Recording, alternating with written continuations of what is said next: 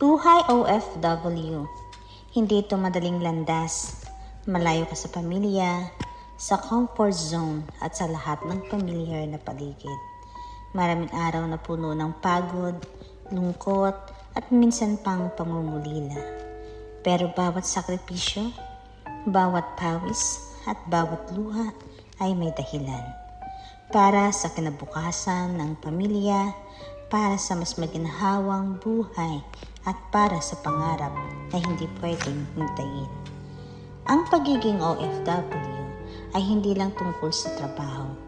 Ito ay tungkol sa pagtsatsaga, sa pagiging matatag sa gitna ng hamon, sa pagharap sa mga takot at pangamba, at sa pagpili na magpatuloy kahit minsan gusto mo nang sumuko.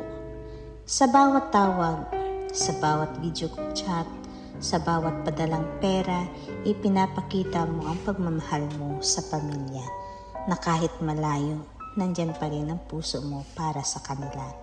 Kaya sa lahat ng OFW dyan, tandaan ninyo na ang bawat sakripisyo ninyo ay hindi nasasayang. Ang bawat hakbang ninyo ay patungo sa magandang bukas. Ang hirap na pinagdadaanan ninyo ngayon ay magiging kwento ng tagumpay at inspirasyon bukas.